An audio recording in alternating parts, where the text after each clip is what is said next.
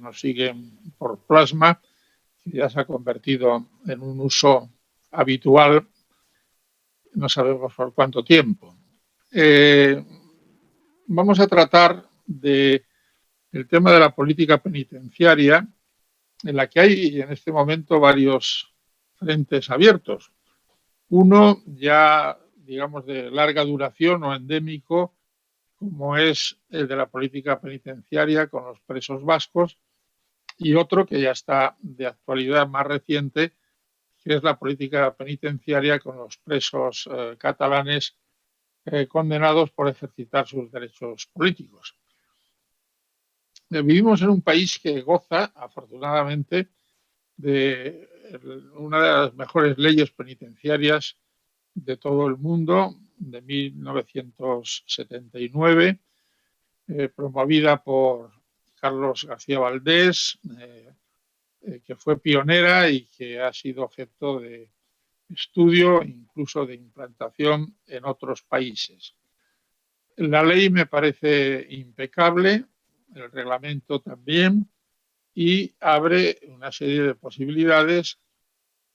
en un tema que no se pueden hacer reglas uniformes porque cada preso tiene su mundo y sus circunstancias que le acompañan. El sistema, a grandes rasgos, se basa en que una vez que una persona entra en prisión, se trata de clasificarle según el principio de individualización científica, según dice la ley y el reglamento, y después pues, se van aplicando medidas de flexibilidad derivadas del comportamiento, de la observación por los especialistas, las juntas de tratamiento que tienen los datos para poder valorar la evolución del interno desde el momento en que ha entrado en prisión hasta el momento en que se solicita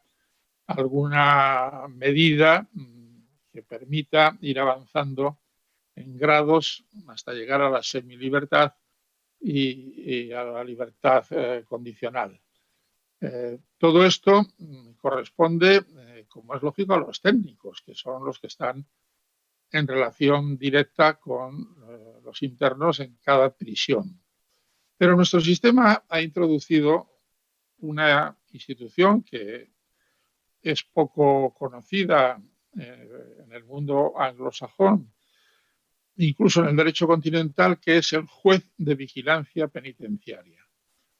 Se trata de un juez que tiene bajo su jurisdicción 1, 2 o 3 prisiones. En el caso del juez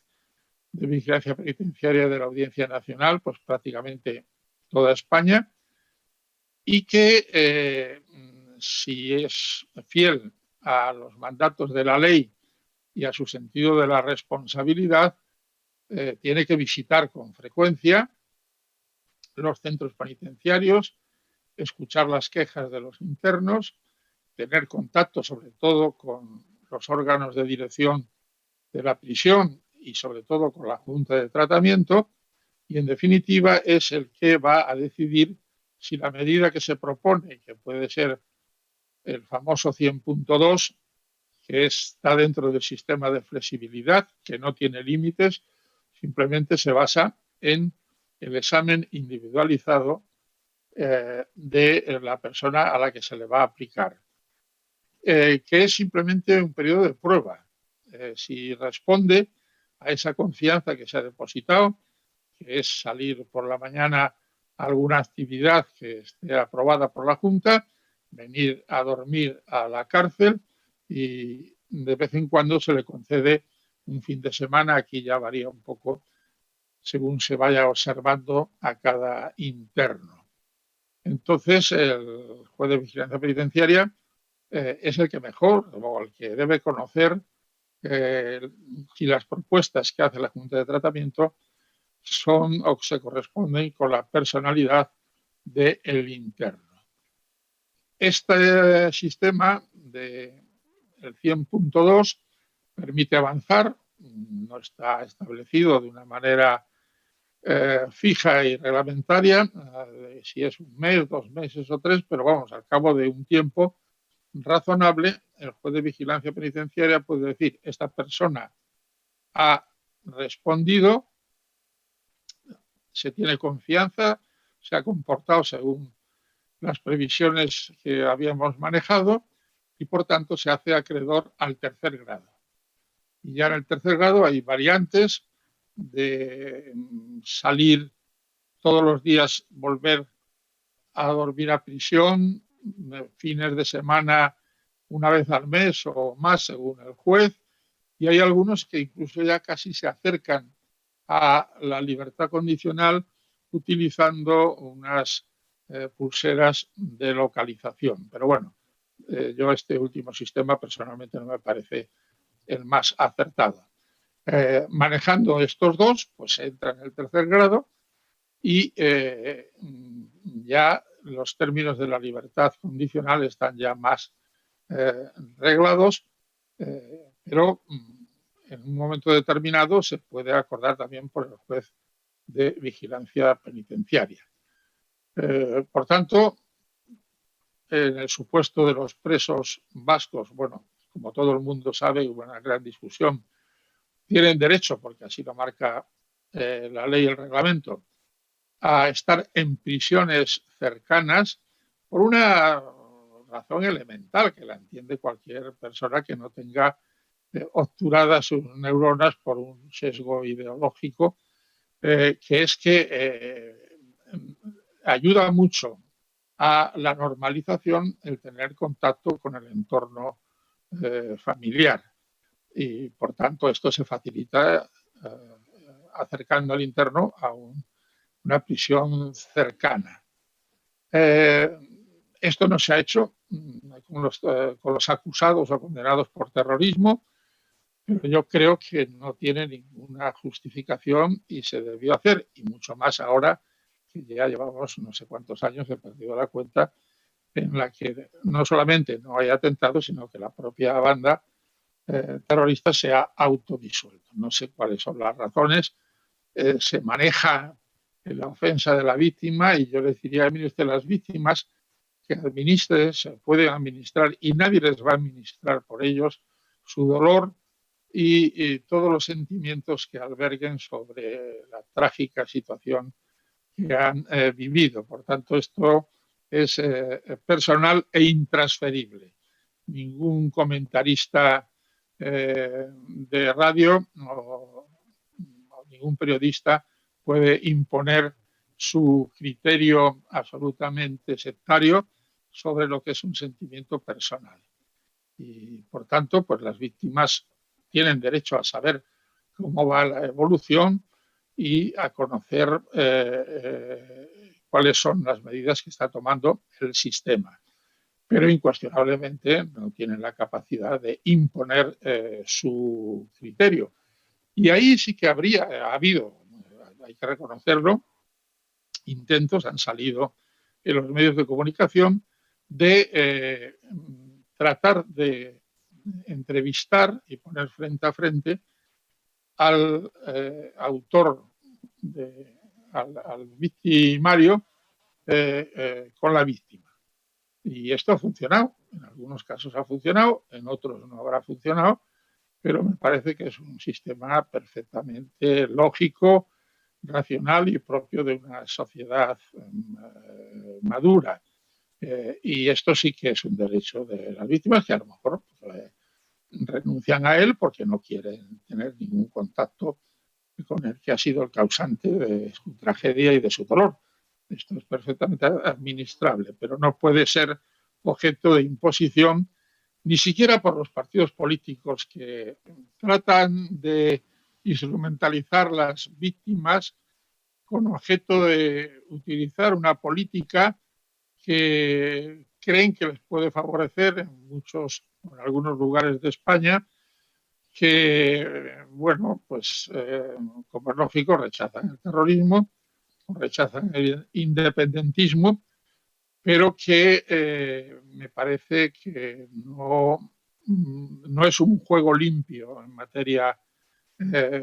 política y que hay otros problemas que más urgentes para los políticos que por resolver. En estos momentos, por tanto, la política penitenciaria tendría que responder a todos estos esquemas que he venido exponiendo. Me parece insólito y propio, y además me duele mucho porque he estado 20 y tantos años ejerciendo como fiscal, que los 4 fiscales que han asistido al juicio del proceso, por ejemplo, se hayan convertido en unos hooligans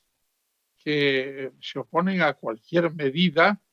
que pueda ir en beneficio de estas personas condenadas por actividades políticas. Y también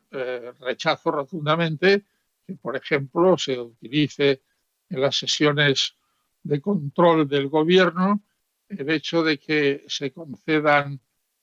aproximaciones o que se concedan beneficios penitenciarios, que incluso ya en el colmo de una demostración de falta de sensibilidad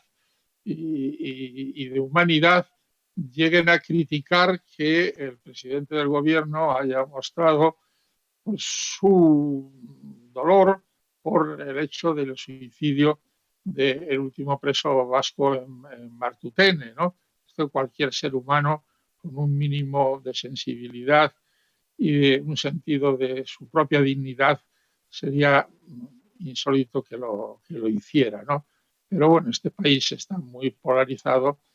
y va a ser muy difícil que se cambie si no es mediante un ejercicio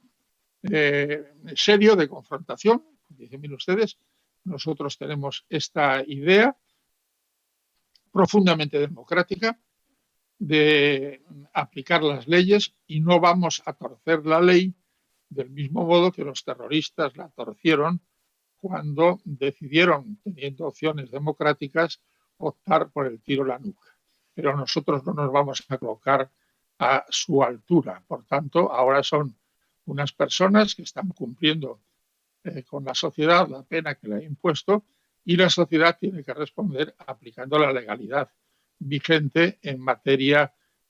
penitenciaria. Por tanto, yo resumiría toda mi intervención en el sentido de que si, por ejemplo, el otro día me comentaban desde la antigua Dirección General de Prisiones que había 496 personas en el régimen del 100.2. ¿Por qué se va a echar por tierra ese sistema perjudicando a 496 personas, porque descontaban a los presos catalanes porque tienen transferidas esas competencias? ¿Qué razón puede esgrimir una mente sana y no corrompida por los 40 años de dictadura para oponerse a estas medidas? Es urgente, por tanto, que los juristas, por supuesto, también los políticos y también la sociedad reclamen la aplicación uniforme, como se hace con todos los presos, con algún condicionamiento, hay que reconocerlo, que se ha puesto para los presos condenados por terrorismo, para la aplicación de la flexibilidad y de la valoración científica de cada uno de los presos que en este momento están todavía en prisión.